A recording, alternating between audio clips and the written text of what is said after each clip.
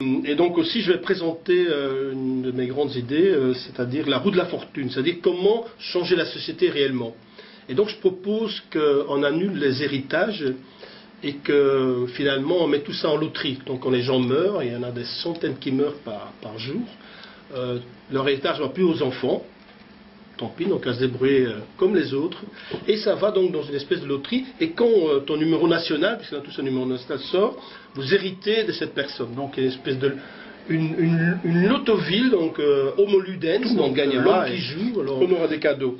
Et je viens donc faire une démonstration de ça, c'est-à-dire que, bon, j'ai une espèce de roue de la fortune, les gens qui viennent à la soirée recevront un numéro, et pendant toute la journée, je vais essayer à Dour, donc de convaincre les gens de donner pour la loterie, pour la faire redistribuer parmi les autres habitants de Dour. Donc ils peuvent donner leur appart, leur maison.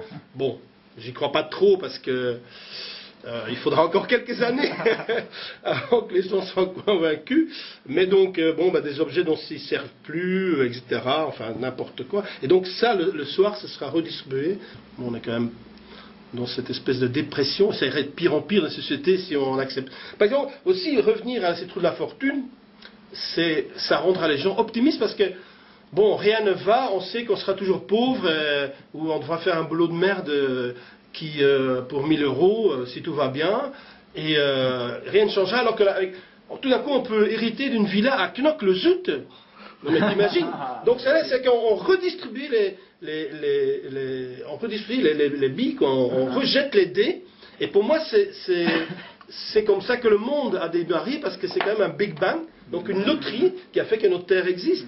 Et d'ailleurs, quand on fait un enfant, c'est la loterie génétique, quoi. C'est-à-dire que tous les gènes de tous nos arrière se mélangent et font un nouvel être. Donc, pour moi, c'est un retour vraiment aux sources de l'humain et de l'animal, quelque part.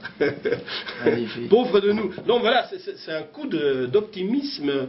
Et je crois que si l'art a une signification, s'il en a une, ce serait bien celle-là, c'est de proposer des changements et de les démontrer, des changements radicaux, pour que la vie au moins ne soit pas d'une tristesse et d'une misère totale, parce que c'est ce qu'on nous propose politiquement, la continuité dans la dépression et la tristesse.